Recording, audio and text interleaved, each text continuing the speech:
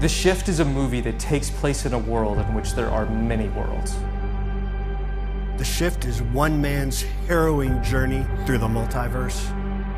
In each of our decisions, each action we take creates another world.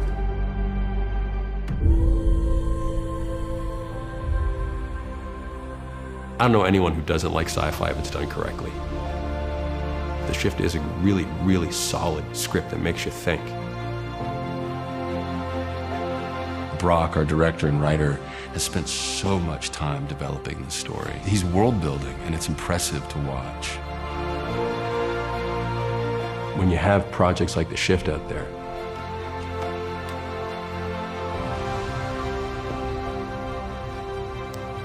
it makes me feel like I'm doing the right thing.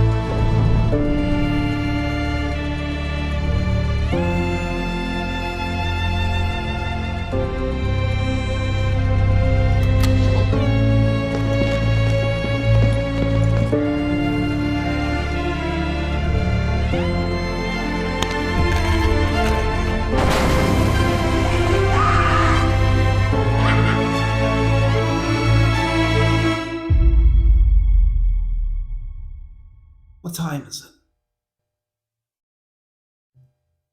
Welcome to It's Bible Time, where I read from the Bible.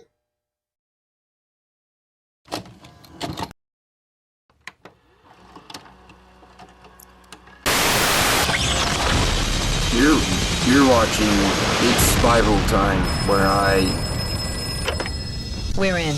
read from the Bible and say words about it. You're here.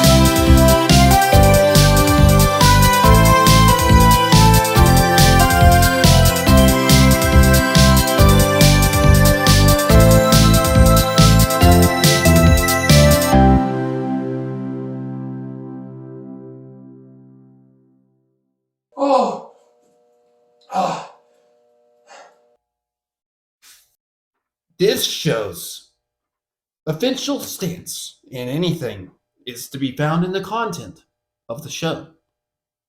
In the meantime, the work is too important to care about the noise from strangers. We press forward, same as always, never making decisions based on the response from them.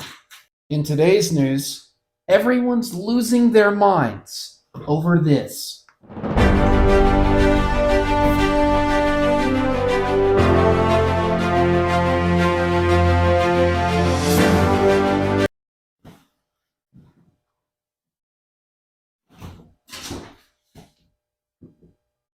What time is it? Matthew 16. The demand for a sign. The Pharisees and Sadducees came to Jesus and tested him by asking him to show them a sign from heaven. He replied, "When everything comes, you say, 'It will be fair weather, for the sky is red.' And in the morning, 'Today it will be stormy, for the sky is red and overcast.' You know how to interpret the appearance of the sky, but you can't interpret the signs of the times. A wicked and adulterous generation looks for a sign, but none will be given to it except the sign of Jonah. Jesus then left them and went away.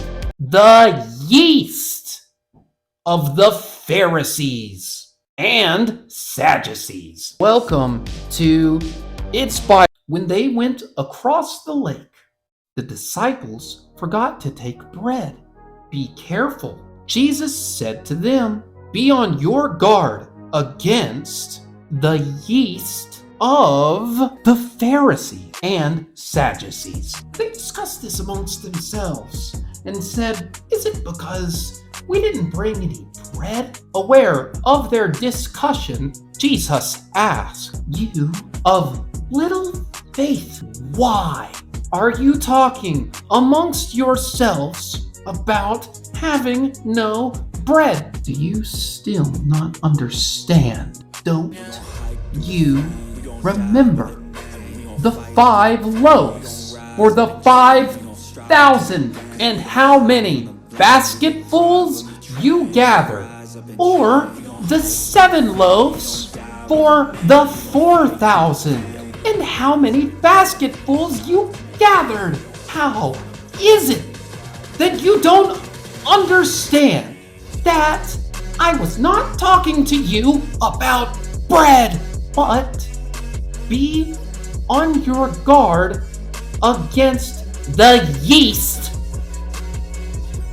of the Pharisees and Sadducees. Then they understood that he was not telling them to guard against the yeast used in bread, but against the teaching of the Pharisees and the Sadducees. Peter declares that Jesus is the Messiah. When Jesus came to the region of Caesarea Philippi, he asked his disciples, who do the people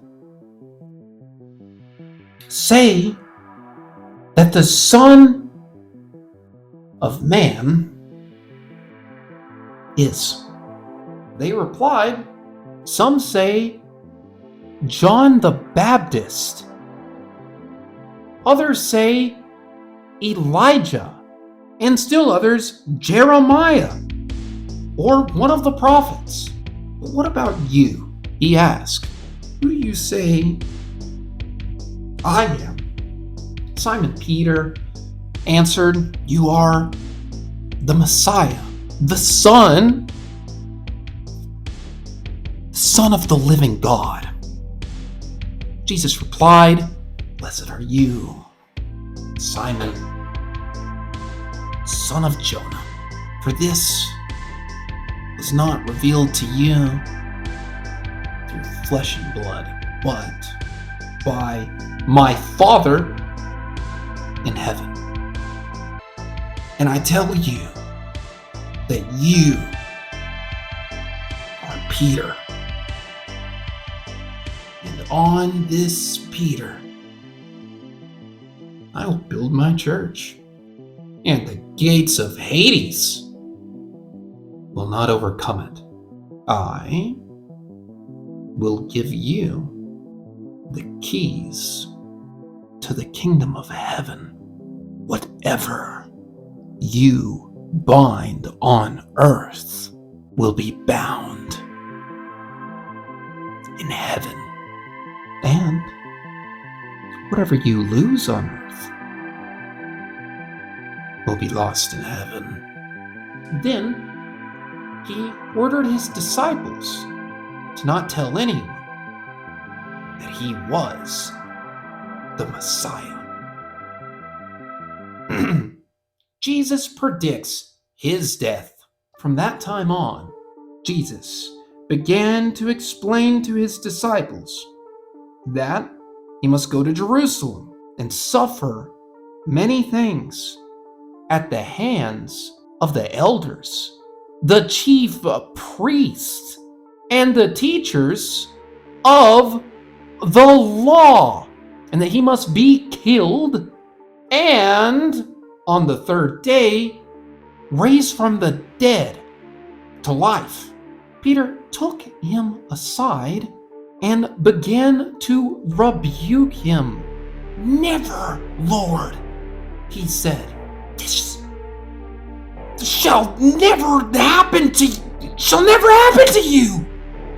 Jesus turned to Peter and said, "Get behind me, Satan!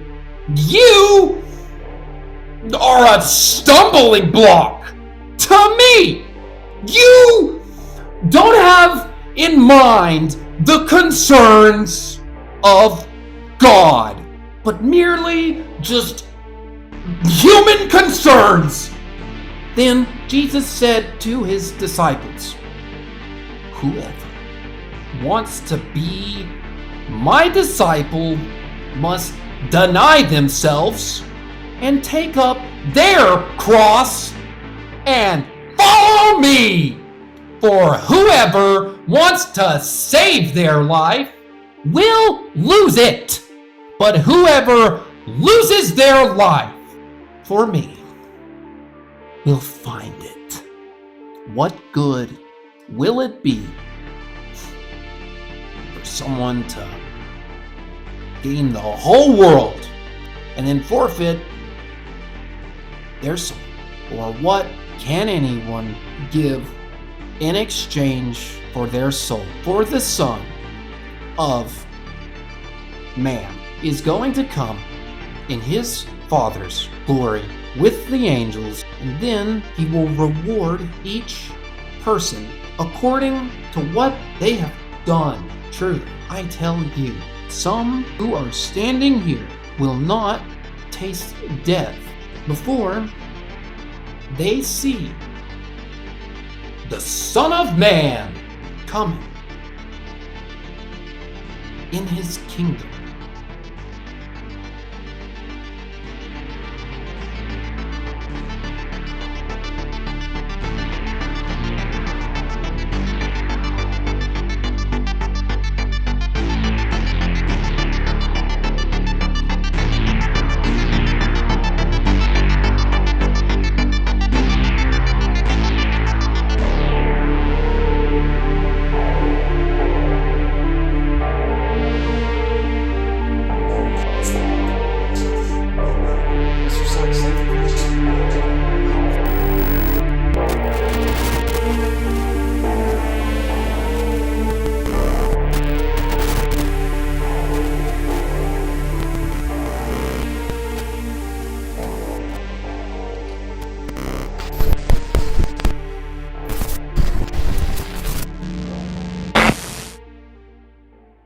No matter who you are, or where you're at, or when you're at, it's always,